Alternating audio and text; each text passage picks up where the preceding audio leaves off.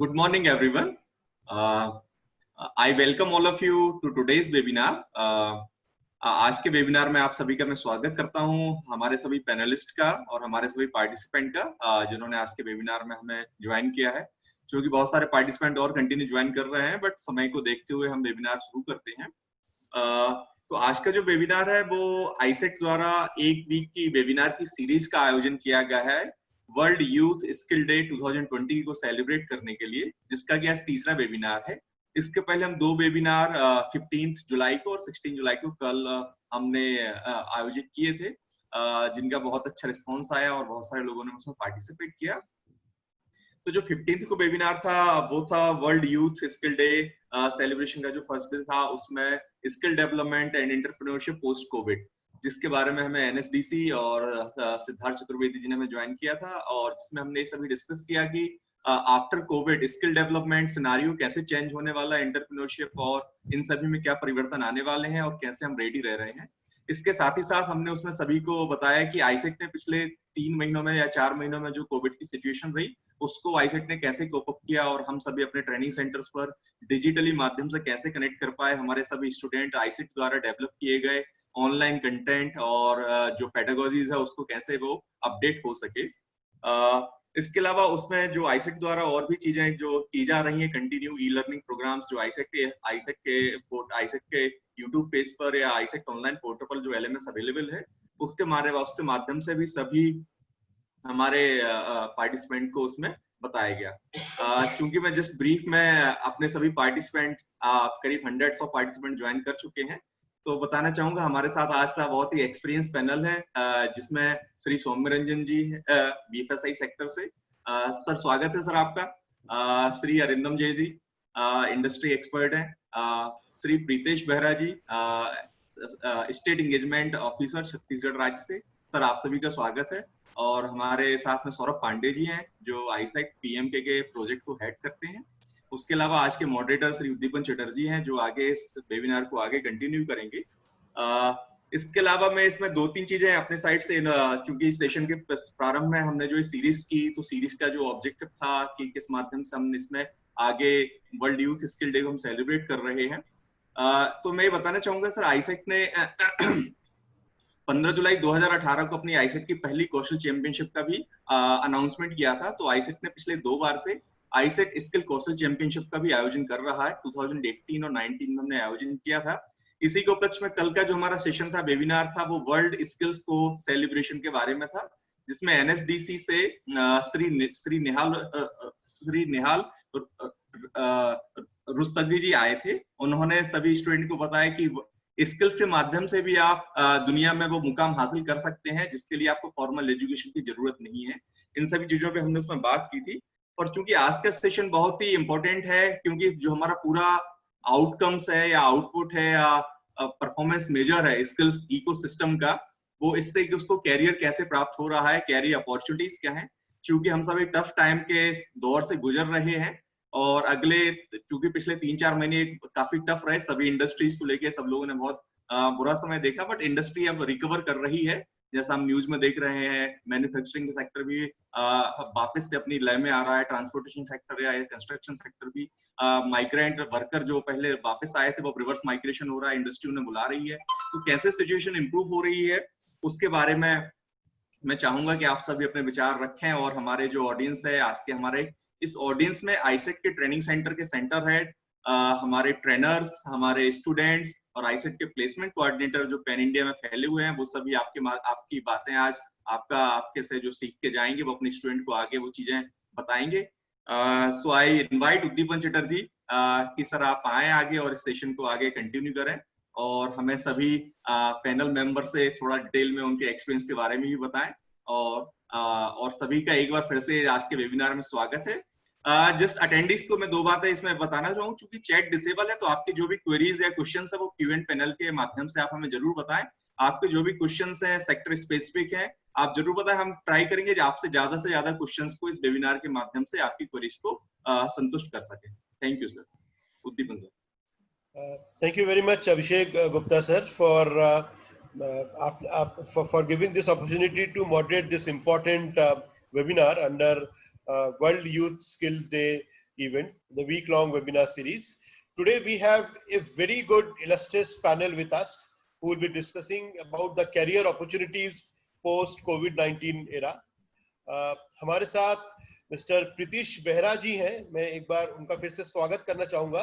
प्रीतिश जी skill ecosystem में काफी experience हैं और छत्तीसगढ़ स्टेट के स्टेट एंगेजमेंट ऑफिसर हैं. एनएसडीसी जो नेशनल स्किल डेवलपमेंट कॉर्पोरेशन जो एपेक्स बॉडी है इंडिया में जो स्किल्स के काम को देखती है उसको हेड करते हैं. तो welcome mister Pritish Behera to this panel as a panelist. मैं मिस्टर अरिंदम दे जी को भी बहुत हार्दिक स्वागत करना चाहूंगा. Mister Dey carries an illustrious experience of more than 17 plus years in various field in different industries. उन्होंने इसके पहले आईटी, कंसल्टिंग, एग्रीकल्चर, इस तरह की कई इंडस्ट्रीज में एचआर का रोल अदा किया है और currently he is heading the HR business partner role in V group incorporation, जो कि यूएस बेस्ड एक आईटी कंसल्टिंग फर्म है.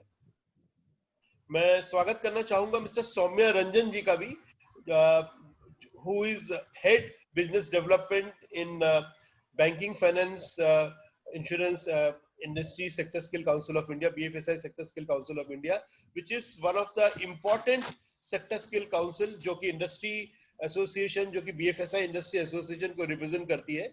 मैं उनका भी स्वागत करना चाहूंगा. सर के पास भी करीब 25 साल से ज्यादा का अनुभव है इसी सेक्टर का और वो भी अपने इस अनुभव को आज हमारे साथ इस वेबिनार के माध्यम से साझा करेंगे. मैं स्वागत करना चाहूंगा हमारे panelist mister Saurabh Pandey sir का, जो कि हेड है हमारे पीएमके के प्रोजेक्ट के. हमारा जो पीएमके के प्रोजेक्ट है आईसेक के पूरे स्किल के बास्केट में one of the most important project के रूप में उभरा है पिछले कुछ वर्षों में. आज पीएमके के जो है हमारे 6 राज्यों में हम लोग संचालित कर रहे हैं. हमारे पास 35 पीएमके के सेंटर्स है और उनका पूरा ऑपरेशन जो है सौरभ सर देखते हैं और सौरभ सर पूरे इस नेटवर्क को गाइड करते हैं.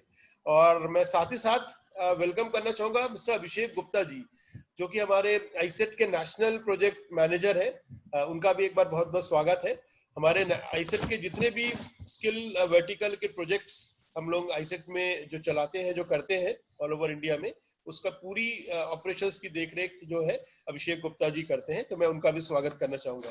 सो again a very warm welcome to all the panelist as well as all the attendees. मैं आप सभी से शेयर करना चाहूंगा हमारे साथ 100 से ज्यादा अटेंडीज अभी जुड़ चुके हैं और लगातार जुड़ते ही जा रहे हैं. इन अटेंडीज में हमारे साथ हमारे स्किल सेंटर्स के स्टूडेंट्स, हमारे यूनिवर्सिटीज के डिफरेंट डिपार्टमेंट्स के students, faculties, trainers, centre heads और प्लेसमेंट कोऑर्डिनेटर्स, हमारी प्लेसमेंट की पूरी टीम है जो इस पूरे पैनल को सुनना चाहती है. कैरियर अपॉर्चुनिटीज पोस्ट कोविड एक ऐसा टॉपिक है जो एक बहुत ही इंपॉर्टेंट और हॉट टॉपिक के रूप में उभरा है. हम जहां भी वेबिनार्स की बात करते हैं कैरियर अपॉर्चुनिटीज के बारे में, तो उसमें पोस्ट कोविड किस तरह की कैरियर अपॉर्चुनिटीज का सिनेरियो रहने वाला है उसके बारे में जरूर बातचीत होती है. तो मैं शुरुआत कुछ अच्छे न्यूज के साथ में करना चाहता हूं. हम लोग ने पिछले 3 महीनों में लॉकडाउन भी देखे हैं. हमने पिछले 3 महीनों में इंडस्ट्रीज को शटडाउन होते हुए भी देखा है और अब हम इंडस्ट्रीज को वापस खुलते हुए भी देख रहे हैं. तो कहीं ना कहीं हम सबके मन में ये जरूर चिंता है कि आने वाले समय में जो हमारी प्रोफेशनल कैरियर का क्या होने वाला है. क्या इस कोविड के कारण पूरे हमारे कैरियर के प्रोसेस में क्या हमारी कुछ ब्रेक लग जाएगी, क्या हमारे लिए नई अपॉर्चुनिटीज निकल के आएंगी. इन सब के ऊपर आज हम हमारे इन पैनलिस्ट के साथ में चर्चा करेंगे. तो अच्छी खबर यह है कि इंडस्ट्री खुल गई है. बहुत अच्छी न्यूज भी आ रही है. कुछ दिनों पहले अमेजन ने ये न्यूज शेयर की थी कि वो आने वाले 6 महीने में 20,000 से ज्यादा नई भर्तियां करने वाले हैं. इसी तरह से कुछ बैंकिंग सेक्टर्स ने भी, एक्सिस बैंक जैसे बैंक ने भी ये अनाउंस किया था कि वो आने वाले कुछ समय में बहुत सारे नए भर्तियां करने वाली है. आईटी सेक्टर में एसेंचर जैसी कंपनीज ने ये अनाउंस किया था, कॉग्निजेंट ने अनाउंस किया था कि वो कोई भी ले ऑफ नहीं करने वाली. In fact they are going to increase their man power strength. TCS की अगर हम न्यूज पे गौर करें तो उन्होंने रिसेंटली अनाउंस किया है that they will be hiring 40,000 new freshers this year. इसी तरह कुछ एजुकेशन टेक्नोलॉजीज की कंपनीज हैं जैसे बाइजूस या टॉपर, इस तरह की वेदांतु, इस तरह की कंपनीज ने लॉकडाउन के दौरान भी अपनी हायरिंग प्रक्रिया को लगातार जारी रखा है। इसी तरह कुछ लॉजिस्टिक्स की कंपनीज जैसे फ्लिपकार्ट, डिलीवरी, इस तरह की जो कंपनीज है उनके पास भी लगातार हायरिंग जारी रही, उनकी जारी रही है इस लॉकडाउन के दौरान भी। रिलायंस रिटेल एक कंपनी ऐसी उभर के आई है जिन्होंने लॉकडाउन के दौरान भी अपनी हायरिंग प्रक्रिया को लगातार जारी रखा है। तो ये सब अच्छी अच्छी न्यूज है हायरिंग के फ्रंट पे, तो जो कहीं ना कहीं हमारे पूरे इकोसिस्टम को मोटिवेट करती है।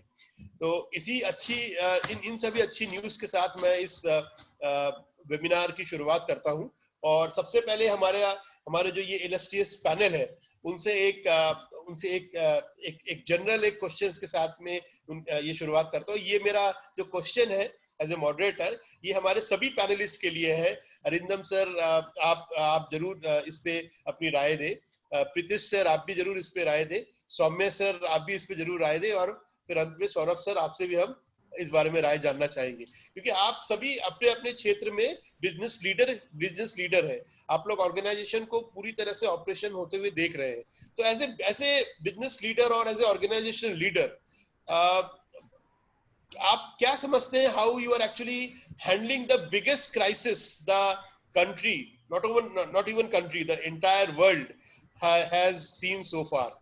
आप कैसे अपने स्तर पे, अपने ऑर्गेनाइजेशन के स्तर पे इस तरह के इतने बड़े क्राइसिस को हैंडल कर रहे हैं? Will start with Arindam sir, your views. So thank you, Udipan, for this organizing this webinar, and thanks ISEC management also. And it is good that in this particular scenario you are organizing this webinar for guidance of the students, which is very much required. So going back to your question, and because I am from IT sector and also as a HR professional, I would like to highlight few of the developments which has happened during this COVID crisis. Is the major challenge with all the industries in this particular period has been to ensure that we get into the core of our business, which should not be affected in any circumstance. जो हमारा main business है वो unaffected रहे. At the same time, we had to ensure that the employees, because I have been fortunate enough to work in those companies where we have taken care of the employees. We have not laid off anybody, we have not deducted anybody's salary. So as a HR person, हमारे लिए सबसे बड़ा challenge था कि हम हमारे जो employees हैं उनको कैसे इंटीग्रेटेड, मोटिवेटेड और उनको इन्वॉल्व रखें काम में. और तीसरा सबसे बड़ा चैलेंज था कि ये जो सिनेरियो है इसमें काफ़ी सारे लोग, हम लोग वर्क फ्रॉम होम कर रहे हैं और इस वर्क फ्रॉम होम में सबको उनकी प्रोडक्टिविटी इंश्योर करना ताकि कंपनी का जो ओवरऑल बिजनेस है वो इम्पैक्ट ना हो. तो एज ए HR हमारे लिए ये 3 फ्रंट्स पे काम करना बहुत ज़रूरी था, जो हमने ये बहुत अच्छे से किया. और the most important thing is कि हमने इस दौरान हायरिंग्स भी की. We are also a company which where we have hired, और हमने पहली बार रिमोट हायरिंग की, जो कि HR की हिस्ट्री में भी हमारे लिए भी एक नई डेवलपमेंट्स था, जो जिसको हम लोगों ने भी पहली बार किया. Remote hiring, remote interviews, remote onboarding, remote inductions, trainings. So ये सारी चीज़ों को इंटीग्रेट करते हुए हम लोगों ने इस कोविड सिचुएशन में जो चेंज सिनेरियो है इसमें हमारे कोर बिजनेस को इफेक्ट नहीं होने दिया. और इस पीरियड में क्योंकि मैं HR से हूँ तो हो सकता है कि मैं थोड़ा HR का पॉइंट ज़्यादा हाईलाइट करूँगा, और मैं ये उम्मीद भी रखूँगा कि जो हमारे जो स्टूडेंट्स अटेंड कर रहे हैं ये उनके लिए भी हेल्पफुल हो, बिकॉज टुडे और tomorrow they are going to face the corporates, they are going to go for the job search and they will go for some kind of internship or entrepreneurs also. So for them, my suggestions would be that in this period, there are a lot of companies, as Udipan has said, lot of companies, those who have taken care of their employees, they have hired, they have carried out their business very well without getting impact, and at the same time managing the employees. So कोई भी successful company के लिए ये सारे aspects इस दौरान बहुत important रहे. और जो लोग भी अभी के पीरियड में भी जो लॉकडाउन से ओपन हो रहे हैं, अनलॉक भी हो रहे हैं, इंडस्ट्रीज ओपन भी हो रही हैं, तो उनके लिए भी यही सारे चैलेंजेस जो हैं वो अभी आने वाले टाइम में रहने वाले हैं। तो यही हमारा एंडेवर होना चाहिए कि हम अभी के जनरेशन को, स्टूडेंट्स को इस तरीके से तैयार करें ताकि वो इस सिनारियो में अपने आप को बहुत अच्छे से अडेप्ट कर लें और रेजिलिएंट हो जाएं। Okay, thank you sir, thank you very much for your views. I request Pritish sir, आप भी अपने रिमार्क्स जरूर दें इस इम्पोर्टेंट क्वेरी पे। Good afternoon, all. Thank you for inviting me for this webinar. So going back to the question, because I'm heading the state of CG Finance DC, and so there are a lot of stakeholders that I talk to in my line of work. So keeping the lines of communication with all the stakeholders as clear as possible, that has been one of my very important activities. Relaying all information in a timely manner, because information right now is very important for all stakeholders as to how we should go forward. Then because we are in the middle of a pandemic, there are a lot of apprehensions, there are a lot of fear that we have amongst all the stakeholders. So talking to them and allaying their fears, figuring it out, and telling them that it is not as bad as people say, it is not as good as people say, but we just need to be very careful, think clearly, and work towards the future.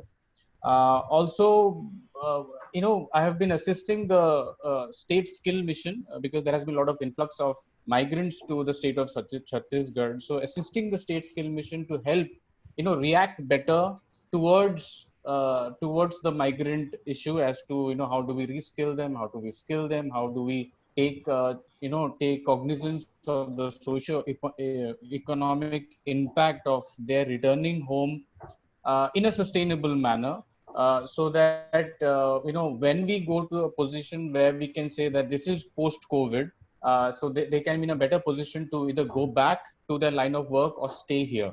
So tackling and creating policies, creating programs for the migrant population that have come back has also been one of my major areas that I have worked on.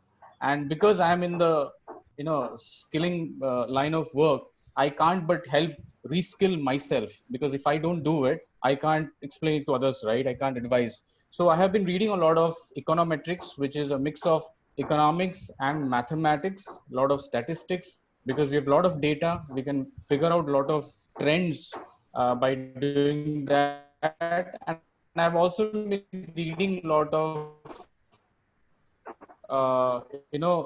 responses to vocational education post-COVID, how they're reacting to it, how our organization reacting to it. So although they're in a different country, different context, but if we see how they're reacting, probably we can have smaller points which we can take and implement wherever we are.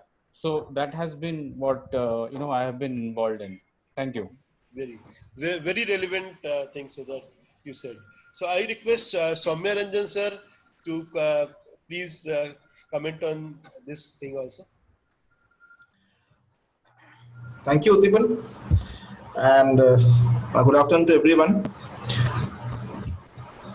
See, as a Sector Skill Council and being a part of this organization, the way we look at people pre-COVID, we were looking at how people can be, how candidates who are looking to take up jobs in the BFSI industry, how they can be skilled so that they can perform better, they can be productive, and the acceptance of these candidates is more by the industry.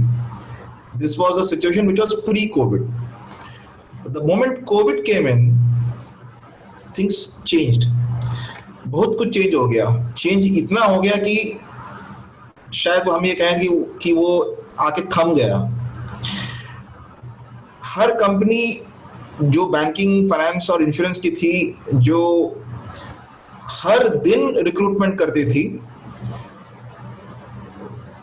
वो उनके recruitment आके थम गए. ऐसी companies की मैंने जानकारी मुझे है जो आज के डेट पे 4000 एप्लीकेशन ऑफर लेटर्स दे के बैठे हुए हैं और किसी को ऑनबोर्ड करने की हिम्मत नहीं उनमें। फाइन, बट ये जब भी कुछ ऐसा कुछ होता है उसमें एक अपॉर्चुनिटी बाहर निकलती है, और वो अपॉर्चुनिटी ये है कि जब ये मार्केट वापस ओपन होगा तब इतनी भयानक तरीके से रिक्रूटमेंट होगी कि आप सोच भी नहीं सकते कि क्या होने वाला है।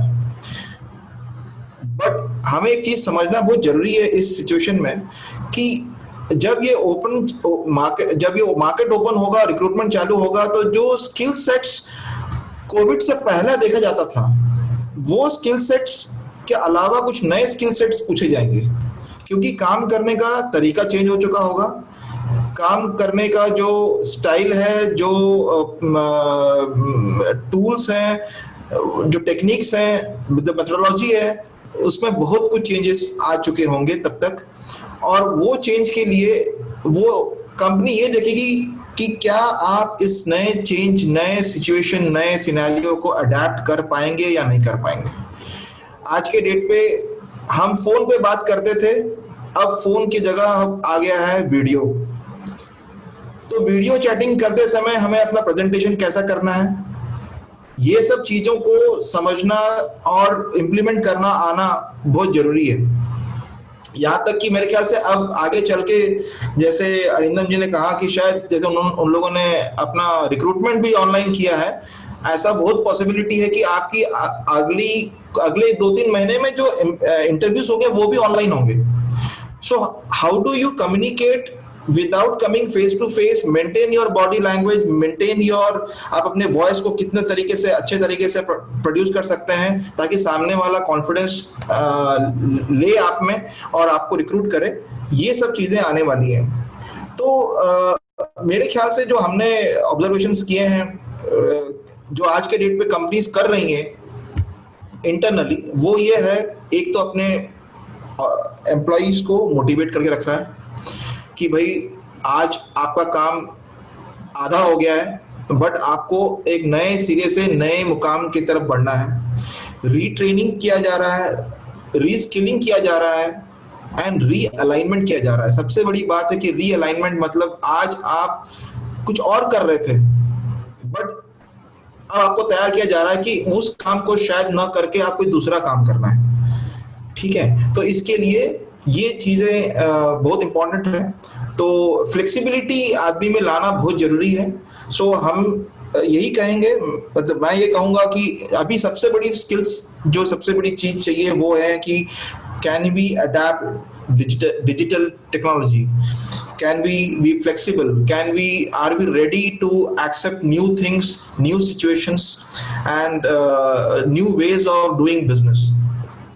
जो क्या बोलते हैं, एक जो हिस्टोरिकली जो काम करने का तरीका था, शायद वो अब बुक्स को भी चेंज करना पड़ेगा। जो टेक्निक हमने सीखा है, अपने मैनेजमेंट या सेल्स स्किल्स सीखी हुई है, वो भी शायद कहीं कहीं कुछ चीज को रिन्यू करना पड़ेगा।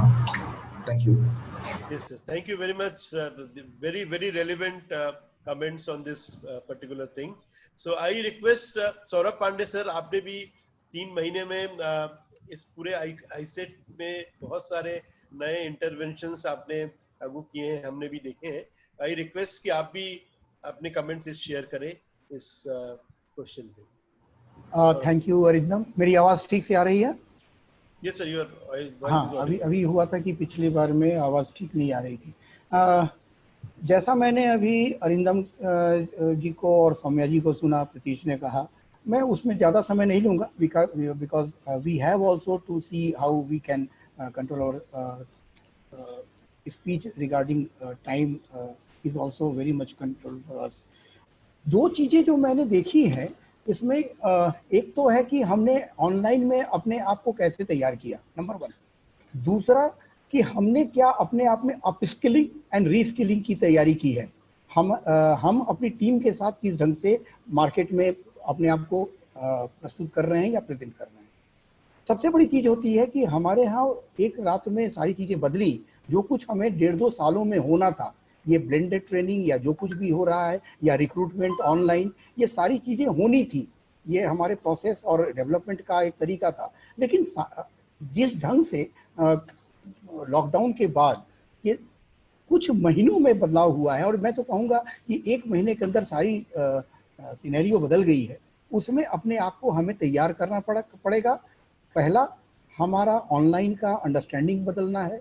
उसके साथ साथ हमें जो इसके जो पॉइंट्स होते हैं जिसके कारण हमारी online training, online recruitment, online conversation, जिसमें कि आज जूम या माइक्रोसॉफ्ट टाइमलाइन, इन सब का हम माध्यम का उपयोग करते हैं, क्या इसके प्रति हम सचेत हैं, क्या इसके प्रति हम अपने आप को आग्रही बना रहे हैं। तो यह 2 बातें हुई। और तीसरा जो मैं सबसे ज्यादा देख रहा हूँ कि इस लॉकडाउन के पीरियड में भी जिस तरह का रिक्रूटमेंट हुआ है, कुछ सेक्टर के मैं नाम भी लूंगा, जिसमें कि BFSI की ओर से जो फाइनेंशियल इंक्लूजन का है, उसमें रिक्रूटमेंट रुका नहीं है। और रादर की जो सूचनाएं आई हैं और बार बार हमने उसका जिक्र किया है, हमारे यहाँ जो हमारे वरिष्ठ हैं मैनेजमेंट में, उन लोगों ने भी कहा है कि FI सेक्टर ने बहुत बेहतर काम किया है। दूसरा, रिटेल सेक्टर में मैं कंपनी का नाम लूँ तो निंजा ने लगातार रिक्रूटमेंट किए हैं पिछले 2-2.5 महीने में।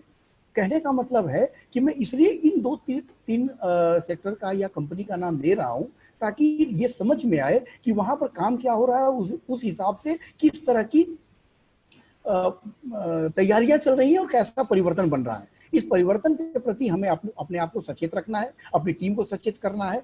और जो कुछ भी मैं आने वाले समय में देख रहा हूँ, एक होता है टेक सेवी ग्रुप और एक होता है जो टेक्नोलॉजी से अभी थोड़ा सा मरहूम है या थोड़ा सा दूर है, जिसमें कि हार्ड कोर जो जॉब रोल्स हैं, हार्ड जॉब रोल्स कहलाते हैं, वहाँ के जो हमारे कैंडिडेट्स हैं या प्रोस्पेक्टिव एम्प्लॉइज हैं, उनको उसके लिए तैयार होना होगा, क्योंकि काम तो उनको ऑफलाइन मोड में और ग्राउंड जीरो पे ही करने हैं, लेकिन उनका जो सारा सिलेक्शन से लेकर के परसुएशन तक होगा वो सारा कुछ ऑनलाइन होगा। तो थोड़ी सी इसकी जानकारी, यानी हमें अब टेक सेवी बनना भी है और कई लोगों को एक बेसिक्स समझा के रखना है। मैं समझता हूँ ये सबसे बड़ी आवश्यकता है आज के इस दौर की। Thank you. Right sir. हमारे साथ प्रीतीश बेहरा जी हैं जो कि एक्सपर्ट हैं पूरे स्किल इकोसिस्टम के। आई थिंक जो सौरभ पांडे सर ने या इसके पहले सौम्य रंजन सर ने कहा है, जो स्किल्स इकोसिस्टम में ड्रास्टिक चेंज आने वाला है, या फिर हम ये कह सकते हैं that change has already incorporated into the skill ecosystem. So I request Pritish Behera sir कि आप थोड़ा सा इस पे भी कमेंट दें, बिकॉज हमारे साथ बहुत सारे स्टूडेंट्स हैं, बहुत सारे ट्रेनर्स हैं जो कि स्किल इकोसिस्टम के इंटरवेंशंस के माध्यम से अपने करियर की शुरुआत करने जा रहे हैं। तो it's a but obvious thing that skill ecosystem is going to change drastically post COVID-19 scenario. तो इस पूरे चेंज के लिए आपका क्या कमेंट है सर, हम जानना चाहेंगे।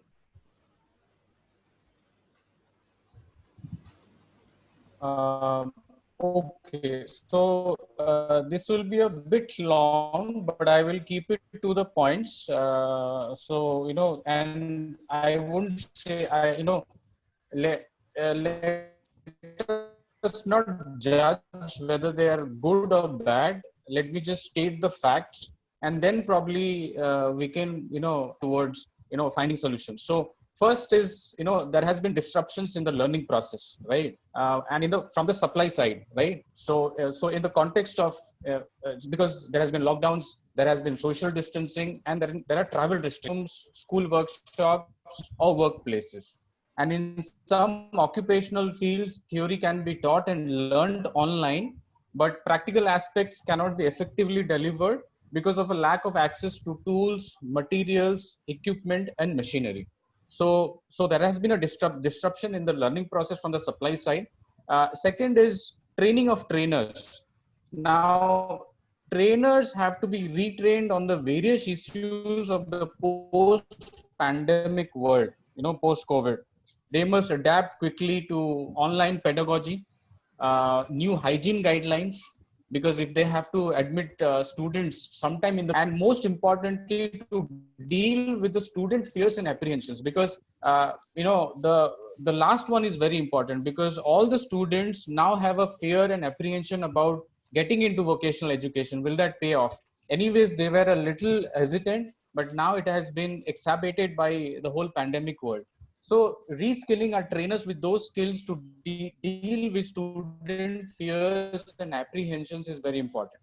Now there will be, so we are looking at an industry which is in a bit of recession. Let's admit that, right? There will be loss of jobs, and there could be an economic recession that we are looking at right now, especially in the sectors like travel, tourism, hospitality, aviation, and leisure sectors, where consumer demand has been hit badly. Now, which primarily means that you know even if they start working, they might not take up apprenticeship right away because of the cost involved and because of the retraining that is involved, right? And they might just go for experienced candidates, right? So this is something we need to talk as an ecosystem. We need to talk with the industry, and regularly talk with the industry to find the solutions to it. Now, so as of now, if you look at take both of these factors, where a lot of people have lost their jobs, a lot of people are looking for jobs, you might see that there could be a lot in the short term. बहुत लोग jobs के लिए you'll have lot of pool available for jobs क्योंकि they have been out of job or migrants आ चुके, but because of the few months that you've lost in not training people, there will be a deficit of skilled manpower, which we'll have to make up in the future. Fourth point is reskilling. Right now, is that as I said, industry or might want those candidates who have been those employees who have retired, and they will extend their work years, because it will be easier for them to start business with people who are experienced. Now they might need reskilling in terms of the post-pandemic world, right? Fifth point is because most of the migrants, a good percentage, might not want to go back. They might want to stay back in the community. So community-based job roles, community-based entrepreneurship activities, and specifically green jobs, because now the world is thinking very seriously about sustainable development in all spheres. As Mr. Pandey said, that online learning and sustainability has taken a leap. So green jobs and jobs in the community, entrepreneurship will take focus. Last point, which is very important, is we'll have to check which sectors, this is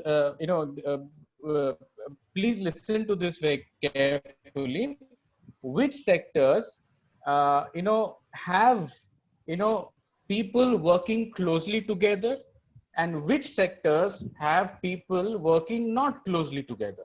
Now, supply services, professional services, financial services can be done while someone stays at home. So they will always be on a hiring spree.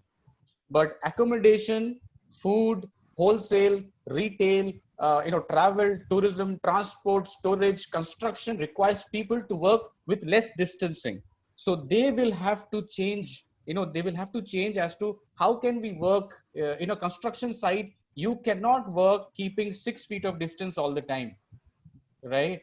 And you cannot, so those kind of situations, those industries will have to have different policies. ICT, energy supplies, professional services, financial services, tech services, they can hire and ask people to work from home, right?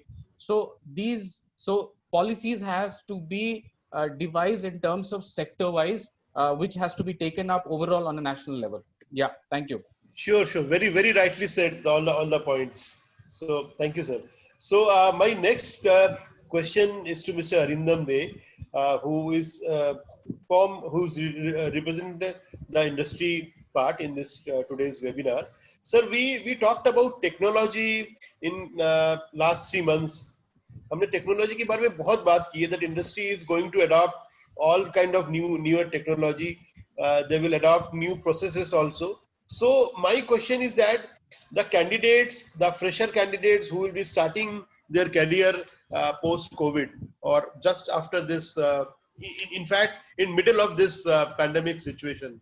So are they ready? And also, is the industry is also technologically ready to manage the freshers who will be coming out in middle of this pandemic? Because अगर हम sir एक freshers की mentality को देखें, जब उसका campus से placement होता है तो उसके पूरे माइंडसेट में एक बड़ा फैंसी पिक्चर बना रहता है that he will be joining A office with all glass doors, और उस तरह के उसको क्या उसके पूरे एनवायरनमेंट उस तरह का उसको मिलेगा जहाँ पे वो कलीग्स के साथ में काम करेगा.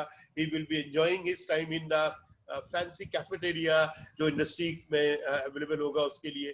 तो इस तरह के he will be getting a laptop to work on in his own workstation. इस तरह की चीजें normally उसके एक mindset में रहती है when he actually aspired to start his career in industry. Specifically I'm talking about industries like जो अभी जिसके बारे में प्रीतेश सर ने भी बताया, IT, BFSI या कुछ ऐसी इंडस्ट्रीज जहां पे इस तरह का माइंडसेट लेके फ्रेशर्स ज्वाइन करते हैं. तो आपको क्या लगता है इस अगर हमारे जो पूरी HR की जो फैटर्निटी है, क्या ये उन्होंने इस बारे में सोचा है कि जो फ्रेशर्स जो ज्वाइन करेंगे इंडस्ट्री को उनको किस तरह से डील करेंगे एंड हाउ टू कोप, कैसे उनको हेल्प करेंगे इस पूरे प्रोसेस को कोप करने के लिए? सर आपके comment sir. So thank you Udipan for giving me this question, and also to sum up this, actually जो आपने पूछा है, this is a very elaborate question and I hope अगर इसको हम अच्छे तरीके से present करें तो it will take at least half a day, but because we have time limitations and we need to stick to the specific points, तो मैं इसको बहुत precise way में present करना चाहूँगा.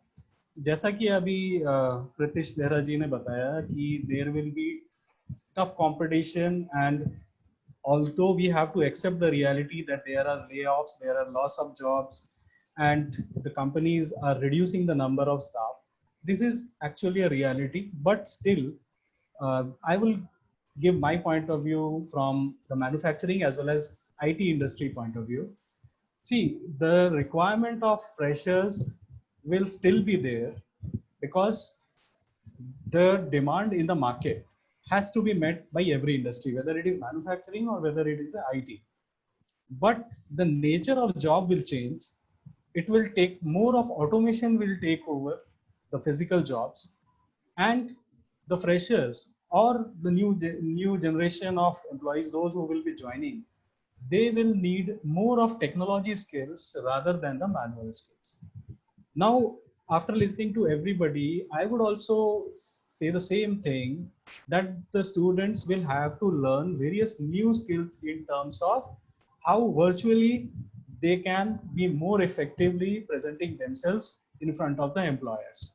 So that will require their interview skills, their presentation skills, and also they'll have to upgrade themselves in terms of various kind of courses and certifications which are available. So if I say, I visualize that irrespective of the industry, चाहे वो manufacturing हो, चाहे IT हो, इसमें सबसे ज़्यादा technology का use होने वाला है after the unlock, or even if this continues, क्योंकि अभी ऐसा सभी companies में देख रहे हैं कि work from home has become a normal and it is successfully running also. So many of the companies will now reduce their infrastructure cost, they will reduce the number of employees, number of offices, they will have a very limited space for people to work. So अभी हमको mentally ये prepare करना पड़ेगा कि if suppose we have to deliver within the role, we have to do it remotely. So we have to develop ourselves in that respect. मेरा students को यही suggestion होगा कि जितना अभी उनके पास में अगर time है तो they should upskill themselves. There are various learning platforms available on the net. They can go through Coursera, they can go to Udemy. There are many other platforms. Similarly, IT का use हर sector में बहुत बढ़ने वाला है, क्योंकि manufacturing sector में भी मैंने काम किया. Manufacturing में एक time था जब सिर्फ manufacturing में सिर्फ machines पे और जो physical skills थी उस पे focus होता था. But now it is getting automated. तो जो स्किल्स, जो नई स्किल्स जो रिक्वायर्ड होंगी, लाइक क्लाउड आर्किटेक्चर की बहुत रिक्वायरमेंट होगी, क्लाउड आईटी एडमिन्स की रिक्वायरमेंट होगी, साइबर सिक्योरिटी की बहुत बड़ी रिक्वायरमेंट आएगी, डिजिटल मार्केटिंग की रिक्वायरमेंट आएगी, और बिजनेस एनालिस्ट की और बिजनेस डेवलपमेंट प्रोफेशनल्स की बहुत बड़ी रिक्वायरमेंट हर सेक्टर में रहेगी। क्योंकि ये सिर्फ आईटी सेक्टर तक लिमिटेड नहीं है, क्योंकि अभी सारे सेक्टर्स जो हैं they are exploring new business, new avenues, तो they would require business analyst, business development professionals, they would require cyber security, they will require cloud infra. तो सारे जो हमारे बच्चे जो अभी अलग अलग स्ट्रीम्स में पढ़ रहे हैं, उनको अपने आप को ज़्यादा से ज़्यादा टेक सेवी बनाना पड़ेगा। वो टेक्नोलॉजी से ज़्यादा दूर नहीं रह सकते, उनको टेक्नोलॉजीज को अडेप्ट करना पड़ेगा, अपने आप को अपग्रेड करना पड़ेगा। और स्पेशली जो आईटी के बच्चे हैं, जो आईटी स्किल्स, जो हमारे कंप्यूटर सीएस के और आईटी के जो स्टूडेंट्स हैं, they will have to undergo various learnings in terms of the languages like very commonly which are used like Java and Python, and all these things will be highly in demand.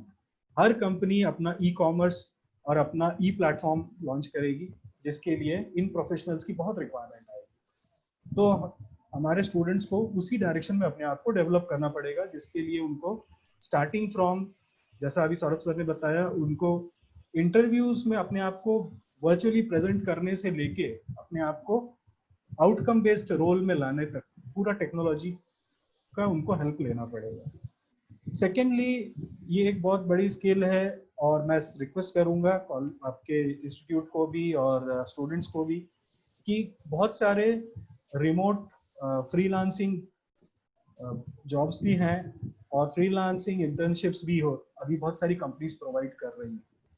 तो students अपने आप से भी effort करके इस तरह के internships में और फ्रीलांस वर्क पे जाएं। मॉनेटरी पार्ट को अभी उतना ध्यान ना दें, अभी इस नए कल्चर को, इस नए नॉर्मल वर्किंग सिचुएशन को पहले समझें, अपने आप को अडेप्ट करें। ऑटोमेटिकली अगर आपने अपने आप को प्रूव कर लिया तो definitely you will be getting a good job and you will be getting a successful career. थोड़े समय की बात है कि जो बच्चों का जो एक्सपेक्टेशन होता है या एस्पायरेशन होता है कि हम बहुत अच्छे ऑफिस में जाएं, बहुत अच्छा हमारा वर्क प्लेस हो, सब कुछ है, ये सारी चीज़ें देखिए हो सकता है कि जो नए वर्किंग कल्चर में ये सारी चीज़ें लिमिटेड हो जाएंगी, और आप जिस रोल में जाएंगे हो सकता है कि आप घर से जो वर्क फ्रॉम होम करेंगे उसी में आप इतना अच्छा डिलीवर करेंगे कि आपको ऐसे वर्क प्लेस की ज़रूरत भी नहीं पड़ेगी, और आप जितना एक्सपेक्ट कर रहे हैं आप उतना घर पे बैठ के भी अर्न कर पाएंगे। सो ये सारी प्रैक्टिकल सिचुएशंस को हमको अडेप्ट करना पड़ेगा। तो मेरे ख्याल से स्टूडेंट्स को भी और इंस्टीट्यूशंस को भी पैरेलली इसी डायरेक्शन में सारे जो अपने डेवलपमेंट एफर्ट्स हैं वो स्ट्रीमलाइन करने पड़ेंगे। Thank you sir, very rightly said. जो आपने पूरे कमेंट्स दिए हैं, we will definitely incorporated these things in our own training institution also. So my next query, my next question is to Mr. Soumya Ranjan, who is an expert in this BFSI industry. जैसे कि Arindam sir ने IT and manufacturing industries के बारे में, skills and job roles के बारे में बात की। मैं चाहूँगा रंजन सर आप स्पेसिफिकली BFSI सेक्टर, जो कि एक बड़ा सेक्टर है और जिसमें बहुत सारे फ्रेशर्स ज्वाइन करते हैं after completing their different courses, चाहे वो ट्रेनिंग, वोकेशनल ट्रेनिंग के बच्चे हो, स्किल ट्रेनिंग के बच्चे हो, या नॉर्मल ग्रेजुएशन किए हुए बच्चे हो। तो सर BFSI सेक्टर में किस तरह के स्किल्स और जॉब रोल्स की डिमांड रहने वाली है, आपको लगता है पोस्ट कोविड? करियर अपॉर्चुनिटीज किस तरह के रहने वाली है, उसके बारे में please share your views. Yeah, Udipan, post Covid definitely BFSI sector में जो काम करने का तरीका है शायद वो चेंज हो जाएगा, काफी हद तक चेंज होगा। जिस तरीके से पहले काम किया जाता था कि भाई आपने ज्वाइन किया, आप कंपनी में आए, जैसे आपने कहा कि भाई nice looking building, cafeteria, office and all दो स्टफ, बट ये ठीक है, there are some companies who these are basically corporate infrastructures, but things will change. Many BFSI is so wide that it can actually go deep into rural areas also, where there is no glass, no doors, no windows. Okay, वहाँ पर आपको शायद direct interact करना पड़ता है with farmers, if you are working on giving loans to farmers or maybe giving an agricultural insurance product. So there are a lot of interaction which is still going to be required. ठीक है, distancing बनाना पड़ेगा, but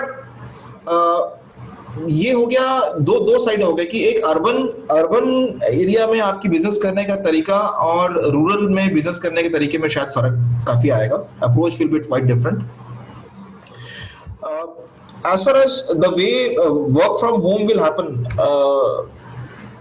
people will find new challenges, like their onboarding itself will be online. वो घर पे बैठे बैठे ही अपने mentor से या अपने सुपरवाइजर से इंट्रोड्यूस हो जाएंगे. They will get initial induction from the home. They will be given some task which they have to do. अब they are reporting whatever they have done during the day, उनकी reporting वगैरह वो सब भी online होगी. तो इसमें सबसे बड़ा चीज ये है कि जो फ्रेशर और न्यू जॉइनीज हैं, जो अभी ये सब ज्वाइन करने वाले हैं, उनके लिए एक क्लोज्ड रूम से काम करने का एक जो मेंटालिटी है वो क्रिएट करना पड़ेगा, without getting fatigue, without losing their motivation. It's like every call that you make and you interact with somebody from the phone, it may take away your energy. भले ही आपने कहीं ट्रैवल नहीं किया है, but it may still take away energy because you are focused on one person with your eyes closed and you're talking to him. उसके बाद जो next call होगा उसके लिए आपको वापस रिचार्ज करना पड़ता है, क्योंकि it's not like that कि आपने continue, you have to go back, take a fresh breath, a glass of water and then start again. So वो एक प्रैक्टिस करनी है. And I think इस चीज को करने के लिए कहना बहुत इजी है, करना बहुत डिफिकल्ट है. और वो करने के लिए आपको और मेरे को हम जैसे लोग हैं जो स्किलिंग इंडस्ट्री में काफी नजदीकी से काम कर रहे हैं, ये प्रैक्टिस आज से चालू करनी पड़ेगी. Every task that a trainer has to get done from the student has to be done online, ताकि उसको आदत पड़े उस चीज की कि भाई अगर मुझे सुबह कुछ काम दिया गया है और कल सुबह मुझे 9 बजे इसका रिपोर्ट देनी है, इसकी प्रेजेंटेशन देनी है, तो am I ready. I can not take chances कि सर मेरा नेट गया, मेरा वो नहीं चल रहा है, मेरा ये नहीं चल रहा है, बिकॉज अगर कुछ नहीं चल रहा है तो आपका बिजनेस कैन गेट अफेक्टेड. तो ये जो है ये ड्रिल करनी पड़ेगी. और ये ड्रिलिंग करने के लिए the skilling ecosystem has to influence the candidate, that it is very important. आज जैसे हम from the sector skill council we conduct some online program. तो हम the way I communicate to my student कि भाई 3 बजे आज प्रोग्राम चालू होगा. सो प्रोग्राम चालू होगा और हमने कह दिया, उससे कुछ नहीं होगा. I have to then give instructions that कि sir you can log in using your mobile phone, using your laptop, using your desktop.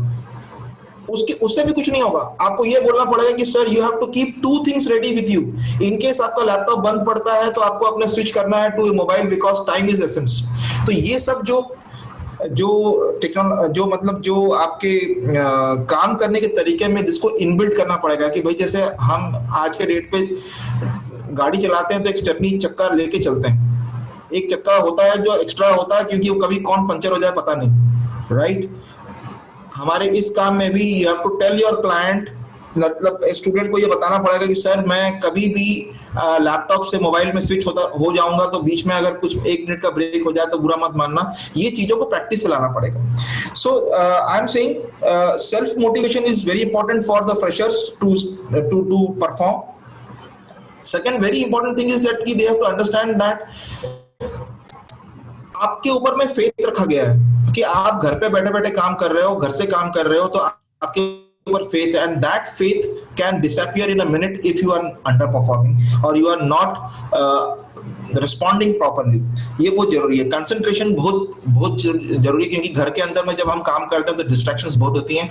ठीक है, खाना बन रहा है, कुकर की सीटी बज रही है, बगल वाले ने टिंग टोंग कर दिया, कचरा वाला आ गया, सब होता है. But you have to stay with it, you have to live with it, and you have to create your mindset ki how do I don't get distracted.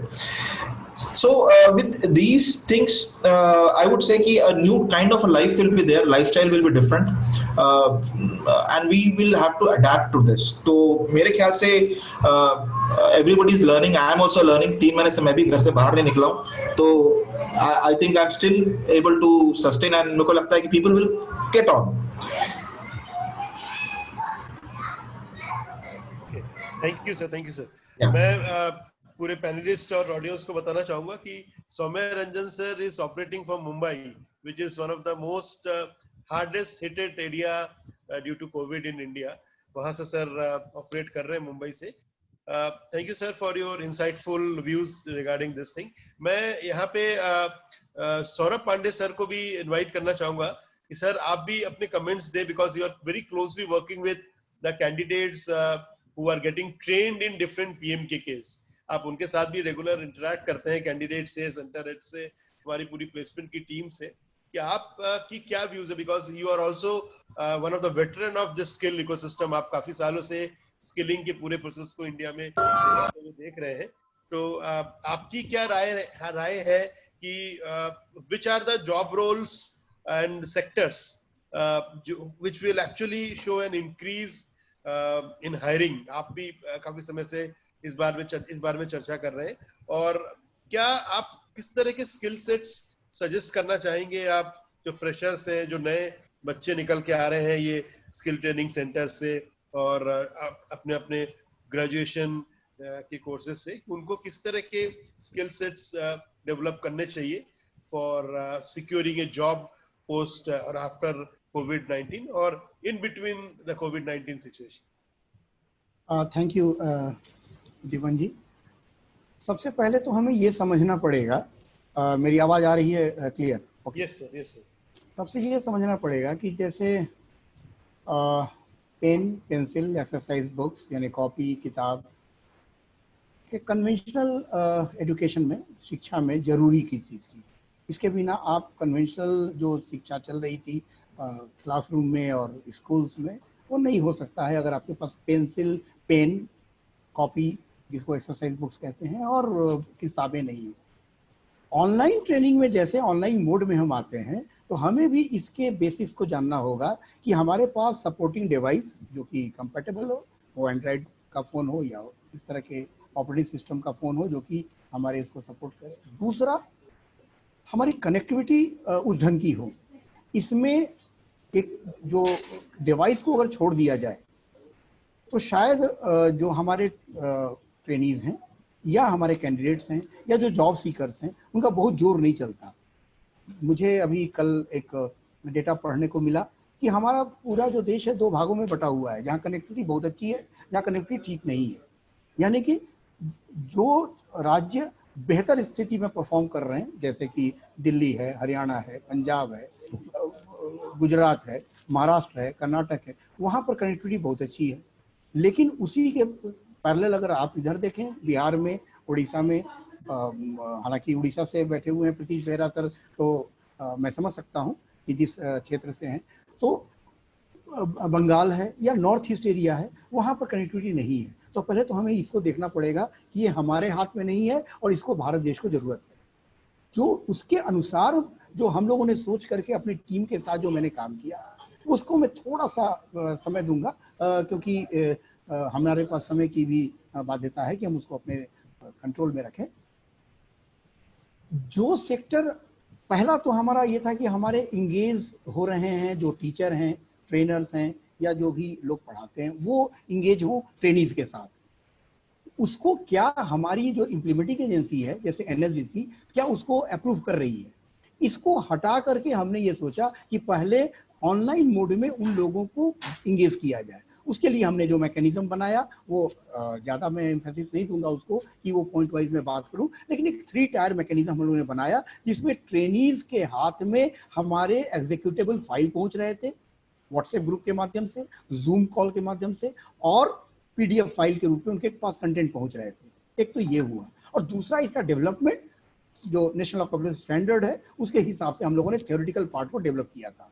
कारण ये था कि इसका जो भी परिणाम हो, इसका जो भी स्वरूप बाहर उभर के आए, हम अपने ट्रेनीज और ट्रेनर को इस प्लेटफॉर्म पर रखें कि वो ऑफलाइन से ऑनलाइन मोड को समझना शुरू करें। जो कि सौम्या रंजन जी ने भी कहा कि हमें पहले अपने आप को समझना होगा कि क्या हम इस पूरी व्यवस्था में अपने आप को जोड़ करके देख पा रहे हैं, उसमें हम कंफर्टेबल फील कर पा रहे हैं। एक तो यह बात हुई। दूसरा, जो सेक्टर हमारे पास उभर के आया समझने का, हालांकि मैंने करीब करीब हर उस जॉब रोल में काम करवाया या काम किया या उसमें कंटेंट वगैरह शेयर किए ट्रेनिंग के साथ, जो सबसे ज्यादा आज की तारीख में या आईसेक पीएमके की ओर से भी सबसे ज्यादा डिमांड में है और ऑलमोस्ट 90% कवर करते हैं हमारे पूरे प्रोसेस को, पीएमके के पूरे इकोसिस्टम को। उसमें जो मैंने देखा, जिसकी मैंने हल्की सी चर्चा की थी, कि जो टेक या आईटी से जुड़े हुए जॉब रोल हैं या आईटीईएस से जुड़े हुए जॉब रोल हैं, वहां पर तो ट्रेनिंग्स को उतनी परेशानी नहीं हुई, ना ट्रेनर को परेशानी हुई। लेकिन जो हार्ड जॉब रोल्स हैं, जैसे वेल्डिंग का हो, प्लम्बर का हो, या जो मैन्युफैक्चरिंग में आते हैं, वहां पर ट्रेनर को भी और ट्रेनीज को दोनों को दिक्कत हुई है। ज्यादा समय उन्होंने लिया है इस पूरी मैकेनिज्म को समझने में, लेकिन यह भी है कि हमने उनको भी उसके साथ साथ अप स्किल किया या उनको उस लायक बनाया, पहली चीज। और जहां तक इस पूरे परिवेश में अगर देखा जाए, इस पूरे इकोसिस्टम में देखा जाए, तो दो चीजें और भी उभर के आई हैं। वह यह था कि क्या इसको एंडोर्स कर रही है हमारी इम्प्लीमेंटिंग एजेंसी और क्या ये मार्केट इसको एंडोर्स कर रहा है। क्योंकि अभी भी प्रैक्टिकल क्लास का या प्रैक्टिकल और ट्रेनिंग का हमने कोई समानांतर रूपरेखा नहीं बनाई, पैरेलल कोई चीज हमने अभी तक खड़ा नहीं किया है। जूम के माध्यम यूट्यूब के माध्यम से या जूम कॉल के माध्यम से हमने उसको दिखाया, या आभासी ज्यादा है, हाथ से छू करके जिसको स्वाइलिंग हैंड कहते हैं, हम स्वाइलिंग हैंड अभी तक इसका मैकेनिज्म डेवलप नहीं कर पाए हैं। आने वाले सिस्टम में हमें बनाना है, क्योंकि हमने फिर कहा कि ये जो पूरा माहौल बना है, अचानक बना है, कोई चीज प्री डिफाइंड नहीं था, तो धीरे धीरे बहुत कुछ इसमें सुधार भी होगा। हम स्टैंडर्ड इसमें स्थापित करते जाएंगे, और पहला रिटेल, दूसरा फिनटेक जिसमें फाइनेंशियल टेक्नोलॉजी के माध्यम से हम कई चीजें, इन सब क्षेत्र में, या सेल्स में जिसमें कि फ्रंट एंड जॉब जो होता है वो या रेगुलेटरी जो इंश्योरेंस में है, रेगुलेटरी बॉडीज हैं उसमें, या इलेक्ट्रॉनिक सेक्टर में, जैसे डिजिटल इलेक्ट्रॉनिक्स का इलेक्ट्रॉनिक सेक्टर एसएससी उसके लिए स्पेशल एक ट्रेनिंग करा रही है। इन सब चीजों की जानकारी हमें मिल रही है और इसका लाभ हमारे जॉब सीकर्स को भी मिलेगा और वो हम उनको सबसे पहले टच किया जाएगा। लेकिन जो हार्ड जॉब रोल्स हैं उनमें हमारा पहला ध्येय होना चाहिए या उद्देश्य होना चाहिए कि हम उन ट्रेनीज को थोड़ा सा टेक सेवी बनाए, टेक अवेयर बनाए और उनको उस तरह से कांटेक्ट में लाएं, ताकि वो अपने प्रोफाइल को, अपने प्रेजेंस को बेहतर ढंग से प्रस्तुत कर पाए। और जहां तक वॉइस मॉड्यूलेशन, क्योंकि ये सारा कुछ ऑनलाइन हो रहा है, जिसमें टेलीफोन की बात हो रही है, तो उस हिसाब से यह भी सिखाना होगा सॉफ्ट स्किल में कि how to speak to somebody on phones where your voice is not only clear, modulation and making those people to be very much convinced with your presentation and the elaborate type of topic. तो नेहा का ये मेरा point रहेगा। मैंने एक तरह से nutshell में ये बताने की कोशिश की कि हमने अभी तक क्या किया है और क्या परिदृश्य होगा। जी, thank you sir, thank you for sharing your views. Sir मेरा जो अगली क्वेरी है वो प्रीतिश बेहरा सर, और उसके बाद फिर उसी क्वेरी को सौम्य रंजन सर भी जरूर थोड़ा सा एलाबोरेट करें अपने कमेंट के माध्यम से। हम लोग ने काफी समय से अप्रेंटिसशिप के बारे में बातचीत शुरू की है। Now apprenticeship is one way through which a fresher can engage himself और herself in various industry sectors. अब अप्रेंटिसशिप केवल मैन्युफैक्चरिंग सेक्टर्स तक ना होके उसके स्कोप जो है वो सर्विस सेक्टर, बैंकिंग सेक्टर, सब जगह पे आने शुरू हो गए हैं। Even government is also pushing this apprenticeship scheme like NAPS to industries, और उन्होंने इंडस्ट्रीज को काफी हद तक इस स्कीम के लिए मैंडेटरी डायरेक्शंस भी दिए हैं। तो मैं सबसे पहले तो प्रीतिश सर से ये जानना चाहूंगा कि what are your comments regarding this apprenticeship and the future prospects, and how this apprenticeship can actually add and value career opportunities for the freshers who are coming out this year. Yes, in fact, if we talk about apprenticeship, even if it is, it was still relevant pre-COVID, and it will still be relevant post-COVID, and it has been observed in the Western world where the ecosystem has evolved. few decades ago. So we are a little behind that. Obviously, different context, but I'm taking a reference point. They have the apprenticeship has been the foundation on which they have actually built up their whole industrial capacity, right? Where it's a win-win situation where the industry gets the top-notch quality person who goes into the system, and and where apprenticeship is also part of a career choice that a person can make right out of school.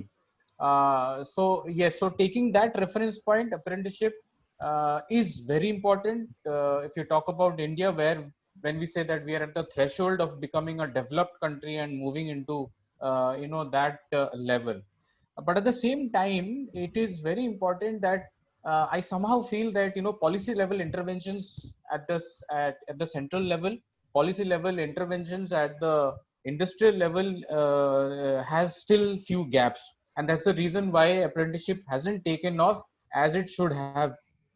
Now, if you look at apprenticeship, it is a win-win situation for an industry because it decreases the wage burden on the industry, as and post COVID, it will be more important because where revenue and profits have taken a hit, and if your wage burden is taken care of by the government, then apprenticeship is the way forward for the industry to take in freshers, right? But at the same time, it has been observed, if I can take the concept, if I take the only the limited knowledge that I have of CG, not commenting across the country, when I've interacted with industry, they have said that they do not have, that much trust in the skilling that happens around them, right? They don't say that it is bad. They say that for an industry, for me to work optimally, the level of quality that I want in a fresher is not there, right? So that gap somehow has to be bridged. There could be many options. We can get the industry to be a part of it. We have been talking about it a lot, but somehow hasn't happened. Industry has not completely bought itself into the skill ecosystem. It's still now India is in a grant-based ecosystem where the government is spending all the money. Industry isn't spending, right? So somehow we have to move from a grant-based model to an inclusive model where the industry trains with the government to get the best people out of school or out of college. So yes, it is very important, and post-COVID it is going to be even more important. But I think we need to start discussing with the industry, engage the industry regularly, not just limited to a seminar or a white paper or a policy brief, but regularly to understand what is stopping them, and also to make sure that policy level assistance is implemented perfectly on the ground. So if we actually put our energies into the system to work effectively, then only apprenticeship can can actually become the foundation on which our skill system can evolve into the next level. Yeah, thank you. Yeah, thank you, sir, for your comments. So I request Soumya Ranjan sir to comment, because you represent one of the very important industry. So what are the scope of apprenticeship in particularly BFSI industry? Then I will also request Arindam sir, आप भी थोड़ा सा इसमें जरूर comment करें the future of apprenticeship or the prospect of apprenticeship specifically in IT industry. उसके बारे में ज़्यादा बातचीत क्योंकि नहीं हुई है. People don't know much about this thing. So Soumya sir, yeah. I think I would agree to a great extent with what Mr. Behra was saying. Apprenticeship as a program is seen by the industry with a very jaundiced eye. Actually, मुद्दा कुछ भी नहीं है. अगर आप if you ask me to speak out of the box, not as a BFSI Sector Skill Council representative, I would say कि actually कुछ अलग नहीं कर रहे हैं हम लोग. Apprenticeship is a tag. It's a nomenclature. आज आप एक रिक्रूट करते हो, एक बंदे को रिक्रूट करते हो, और मैं कंपनी पर्सपेक्टिव से बोल रहा हूँ, उस बंदे को आप एज ए एम्प्लॉई या एज ए ट्रेनी लेते हैं, ठीक है. You take him and then you give him a 6 months probation. Okay, after 6 months you make him permanent, or after 6 months you give him a extension कि भाई आपका probation extend हो गया. इस सभी चीजों को अगर हम एक नए सीरीज से देखें कि अगर हम कंपनीज को ये कन्विंस कर लें कि आप जो भी बंदे को रिक्रूट करते हो, जो इस बंदे को आप अपने कंपनी में काम करने का मौका दे रहे हो, उसको आप अप्रेंटिस कहो. ठीक है, 6 महीना आप उसे अप्रेंटिस कहिए. 6 महीने के बाद में आप उसे एक जॉब ऑफर कर सकते हैं अगर वो बंदा आपका काम सीख रहा है. और अगर वो काम नहीं सीख रहा है, then you have the liberty with no questions asked that you can, ask him to go and look for a job somewhere else. Now this is such a nice proposition that a company has, but the companies are, I still, I am not able to understand why a company thinks differently about this. Pritish ji ने ये भी कहा in between कि it's a financially, kind of a support. A financial support comes in by the way NSDC has brought in this program called NAPS, where your financial burden is taken out to certain extent. It's shared, it is subsidized to certain extent. That can be reutilized in training these people, But this is, and whenever you bring in a change, there is always a resistance. So I think apprentice as a program, as a concept, has not yet been taken up very nicely by the industry, but I see a change happening, slow and steady, but it's happening. The first thing that I would like to say, just to give an example, State Bank of India last year came out with this idea of taking apprentice in State Bank, which is one of the largest public sector bank. Forget about the private sector banks. वो अकेले ही 10 private sector banks को के काबिल है. Last year they proposed that we will take people, and they took around 700 people. They had conducted an exam and all sort of things to select those. This year they are in talks with me, when I say me in the sense with the BFSI Secretarial Council, कि how do we take 5,000 people on apprentice? But the question is, ये 5,000 लोगों को apprentice में लेने का जो mechanism होगा, उनका selection procedure होगा, इसके बारे में थोड़ा वो लोग सोच रहे हैं, because they are a nationalized bank, they have to think very carefully before they step in. If a nationalized bank can think about apprentice, then why not a financial, giants within the private sector? Maybe an ICICI, maybe an HDFC, maybe a Axis, maybe some insurance companies. Everybody is eligible for taking 10%, 15% of their total strength, of their manpower strength, including their on-roll and off-roll, as a trainee. And I think this should be, the HR or not the HR. I would not say the HR. I would say the think tank of the companies, of these private sector companies, should think that investing money in training people is the next in thing. If you looking for only ready-made तैयार माल अगर आप ढूंढ रहे हो तो बड़ा मुश्किल है. आपको लोगों को अपने लिए तैयार करना पड़ेगा, आपको उनको लेना पड़ेगा at a very early stage, mold them so that they deliver what they require, what you require. And things are moving, things are changing. You will see a lot of students will see apprentice offers getting published by these companies. BFSI SSC is also going to be will be on the front, giving out information to people on apprentice. So and इसमें प्रीतिश जी told कि companies को एक apprehension है कि apprentice skilled होगा कि नहीं होगा. We have to make it very clear कि अप्रेंटिस अगर स्किल्ड होगा तो वो अप्रेंटिसशिप नहीं कहलाएगा, अप्रेंटिस नहीं कहलाएगा. He will straight look for an employ. वो apprentice is straight coming fresh out of the college or is within the college and is looking for an exposure to a working environment so that he can mold himself and understand the nuance of business. That is a misconception which most of the private sector and public sector people are carrying, which slowly and steadily will get removed. The way all the SSCs are working, the way they are bombarding on apprentice on these companies, and the way NSDC is projecting their programs, I think this will change.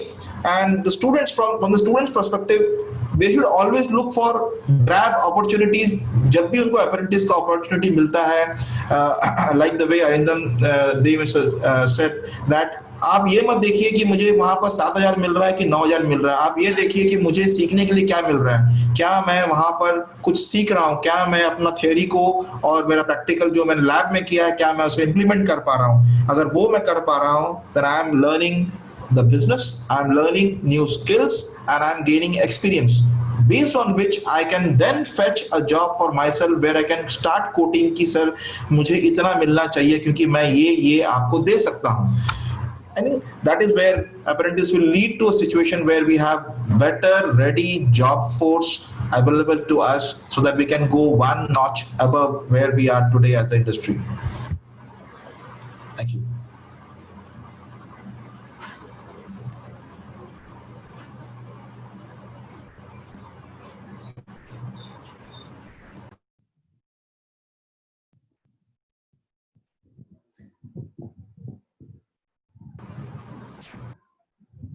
Yeah, Deepan, I'm through.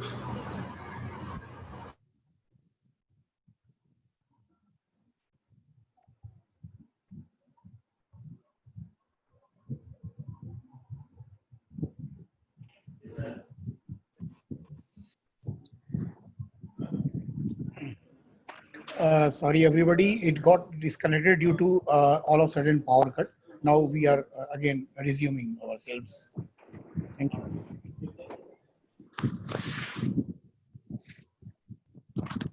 Deepan, I hope that whatever I said was. Yeah, now I'm sorry. As fine. Yes, do you want me to repeat anything or no, we can we have heard you regarding the entire thing. So okay. I request Arindam sir if he can also add some point in terms of IT as an industry for apprenticeship.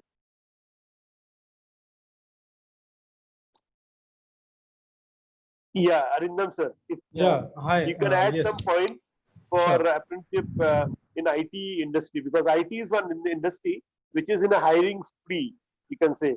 Okay, so now many of the freshers will look upon that particular industry for even the apprenticeship related opportunities.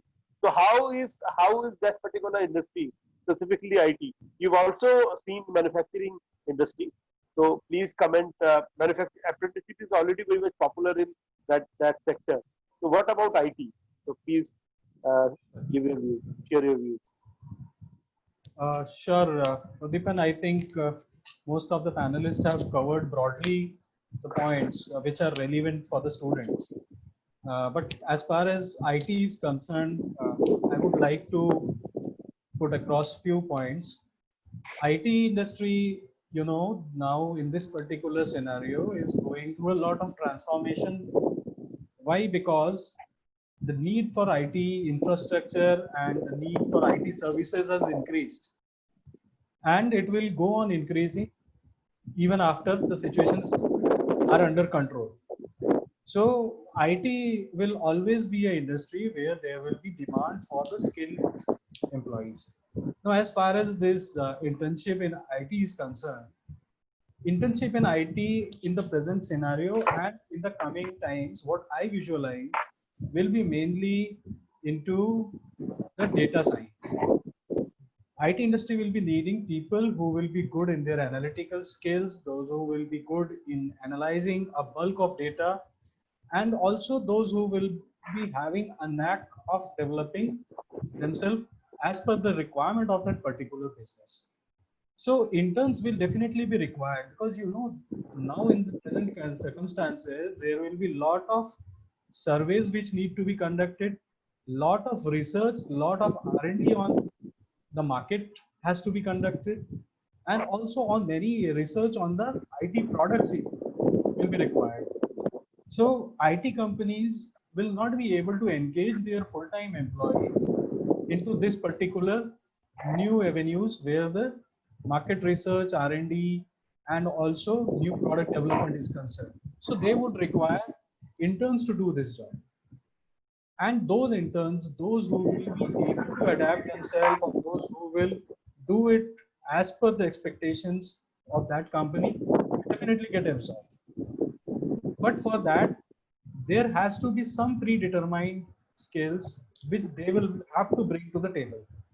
Because very practically speaking, you know, what happens not only in IT, in every industry, the employees, those who are working on role, they don't have that much time to mentor the interns, as to teach them or to make them understand the entire business. It has to be the involvement of that particular intern who extracts the maximum information from his mentor and quickly adapts and evolves himself or herself into the culture.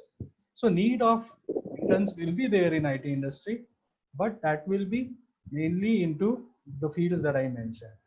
So you can definitely look forward for that. Yeah. And also the students who are really interested to make their career in IT can definitely get into a lot of internships. Only thing is they have to develop that involvement and interest. Okay. Thank you very much, sir, for your insightful views. I just want to ask Abhishek, sir, I think we are now running out of time. So we have crossed our limit, I suppose. So it was a very fruitful discussion which we did with our panelists.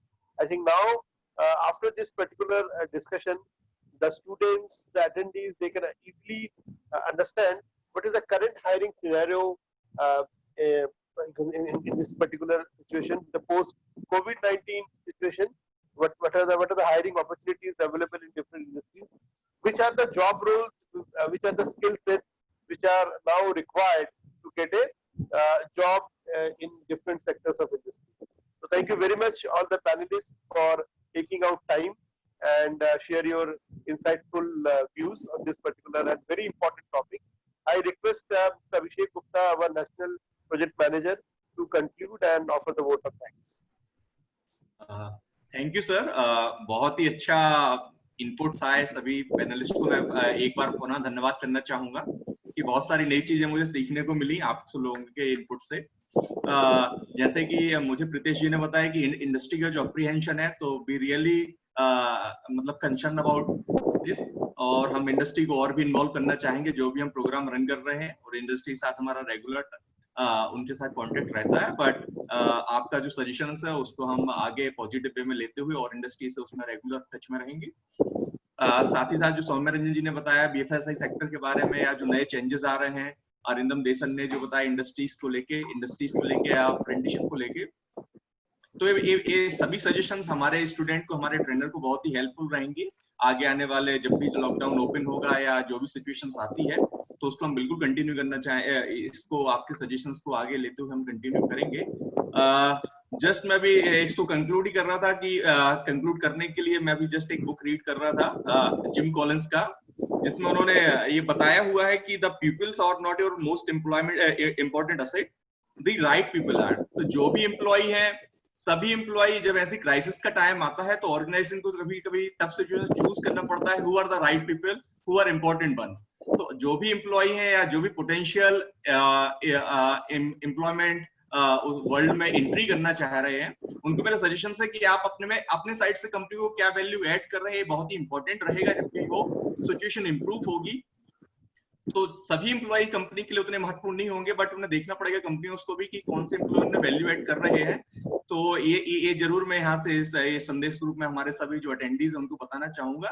और 3 keywords जो मैं आपके session से लेके जा रहा हूँ, वो new skill, reskill and up skill की जो है, अगर उन्हें, चूंकि अगर कैरियर में दूसरा पास लेना है, सेकंड इनिंग जिसे हम बोल रहे हैं या थर्ड इनिंग जिसे हम बोल रहे हैं, तो आपको उसके लिए हमेशा रेडी रहना पड़ेगा, कोई नई स्किल सीखनी पड़ेगी, आपको रीस्किल करना पड़ेगा, और अगर आप सिमिलर डोमेन में आपको कंटिन्यू करना है तो आपको अपस्किल होना पड़ेगा।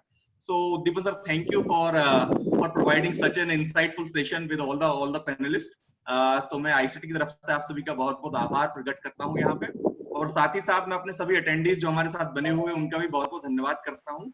इसके पहले कि मैं आज के सेशन क्लोज करूँ, मैं जस्ट आपको जो हमारा कल का वेबिनार है उसके बारे में जस्ट यहाँ पे ब्रीफ में बताना चाहूंगा। चौथे दिन का कल हमारा 4th डे जो वेबिनार है वो vocational education in schools and perspective, उसका फ्यूचर पर्सपेक्टिव क्या है उसके बारे में हम बात करेंगे, जिसमें हमारे साथ होंगे Pandit Sundarlal Sharma, central institute of vocational education से। वोकेशनल एजुकेशन करिकुलम को हेड करते हैं डॉक्टर VS मेहरोत्रा जी, जिन्होंने वोकेशनल एजुकेशन को शुरू करने का ही उनको ही बहुत बड़ा क्रेडिट जाता है। साथ ही हमारे साथ होंगे श्री अरविंद चतुर्वेदी सर, जो आईसेट के वाइस प्रेसिडेंट है और पूरे vocational education and school program को लीड करते हैं। ये लोग हमारे साथ होंगे और आप सभी को स्कूल्स एजुकेशन में, वोकेशनल एजुकेशन में जो सिनेरियो करंट चल रहा है और फ्यूचर में जो चेंज आने वाले हैं उसके बारे में हम बात करेंगे।